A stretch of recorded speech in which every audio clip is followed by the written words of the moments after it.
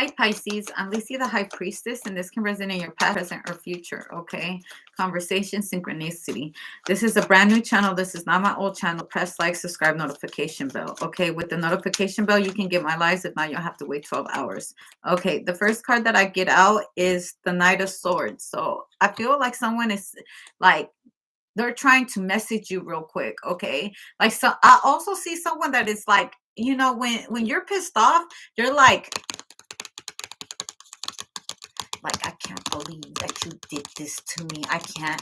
Like, I feel like there's a lot of typing going on. Okay. There's a lot of typing going on. Okay. Back and forth typing. Okay. Someone has something to say. Okay. The message is coming fast. Okay. Fast in a hurry. Okay. Someone has a lot to say. All right.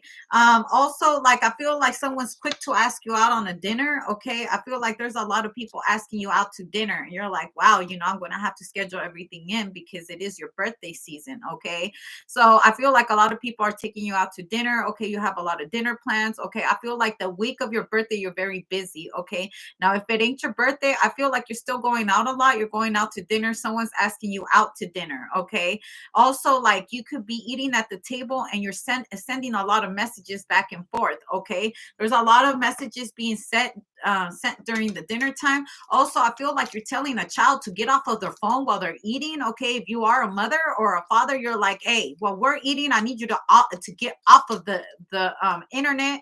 And I feel like someone gives you attitude. Like, no, I'm not going to get off. And it reminds me on the TikTok. Okay. There was a kid that talked back to his mother and he woke up like, and she was like, oh, you're okay. Okay. I had to teach you, I had to knock the shit out of you so you could understand you never talk back to me. Okay. Now, I'm gonna take this away and I need you to sit down and eat your food. Okay. I don't condone violence, but those that are old school, especially if you are a person of ethnic groups, okay, minorities, we are actually raised like this. And it's like kind of sad, but it's not, because you can't, um, definitely who raised you will teach you differently. Like, they always make jokes on Caucasians that these kids always, their children always have these boundaries and they can talk to their parent like however they want. But if you were in a minority house and you were to talk back to your parents, you get the shit knocked out of you. Okay, period, point blank. I'm telling you this. I'm not mad at my mom for what she did to me when I was young. I had that coming. I shouldn't have been talking back to my mother. I shouldn't have, forgetting who pays the bills up in here. Okay. Also, I feel like someone's like, if you don't want to eat your dinner, then starve then. Okay. Yeah, definitely. The kid is like, what? Starve? Like, no, I'm hungry. No, like, I've been asking you over and over where you want to eat, and you keep on telling me you don't know. You're stuck on the phone, so I kind of figured that you don't want to eat your food. I feel like you make a kid get up, you take their phone and you ground them, and you send them straight to your room. And like I said, Caucasians is a little bit different. They'll talk mess to you and be like, respect my room, mom. You can't cross this room. Not in the minority house. And and that's not necessarily true. There is people who are Caucasians that put boundaries on their children. You won't be talking to me like that. Maybe your friends could talk to me however you want, but you won't be talking to me like that.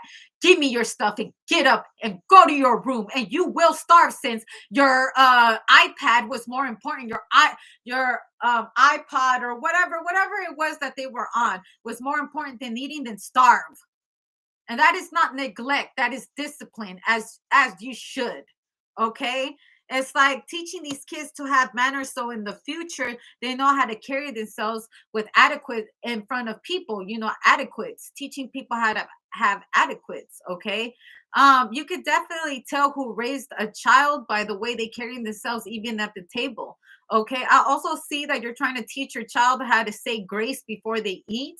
Okay. Like, no, you have to be very grateful of what you have in front of you, because God gives and God takes. There's plenty of people who don't even have a meal in front of them. We have to be grateful for what God gives us. Okay. So I feel like you guys are holding hands. Okay. Breaking bread. saying grace. Okay.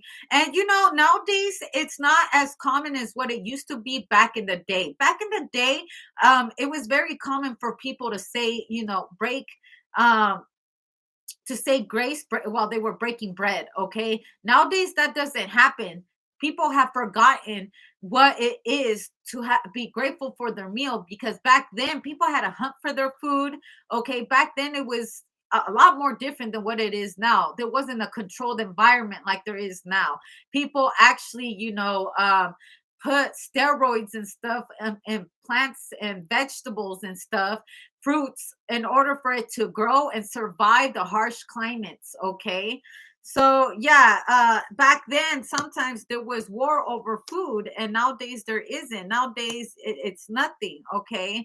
um Also, yeah, I feel like your child's behavior is starting to change. If you don't have a child, okay, this might not be for you. Okay, trying to understand your child's behavior, hormones. It could be that they're growing up, because I feel like they're starting to get a lot more mouthy with you, and they're forgetting that you pay the bills.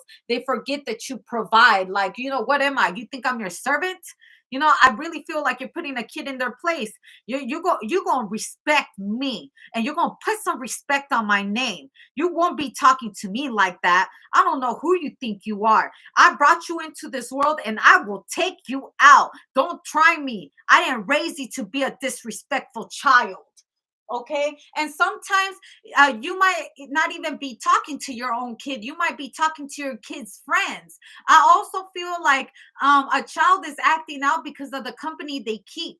Okay, their friends, they go home and they do whatever they want. They disrespect their mother. They put their hands on their mother. They disrespect their father. They disrespect their grandparents. We have to be very mindful on the company your child keeps, because your child might be bringing home a person that has no kinds of adequates, and you're going to have to teach them what adequates are. Also, maybe in your lifetime you've had to teach a lot of you know growing up, you've had to teach your children's friends how to carry themselves with their elders, because they come from broken homes, and you had to teach them while you were feeding them, while you were taking care of them, why it's not okay to steal from you, why they need to learn to have some respect for the elders. And I'm just telling you this because it was a Pisces that raised me. When my mother couldn't handle me, when I could no longer live with my mother, speaking on my experience, it was a Pisces that took me in, and she was a black woman, you know, and because I'm very multicultural because of my life story. I left at 15, had my daughter at 16, and she took me in at the worst moments of my life, and she helped me graduate. And as a child, I used to fight a lot. I used to fight a lot. I was always getting into fights, and she was always on my ass. And sometimes I couldn't stand it, but I was living with her. And I wasn't one of those ungrateful people that wouldn't live. And I think I talked back to her a couple of times, and then I immediately moved out. But she always had love for me, regardless if I was in my worst behavior or I was at my best. She taught me a lot about community work. She taught me a lot to have a soft heart for those that are less fortunate, because there is, like me, I was lost. I could have been raised, pretty much raising myself in the streets. And I was raised by someone who wasn't my mother. And she taught me a lot about life.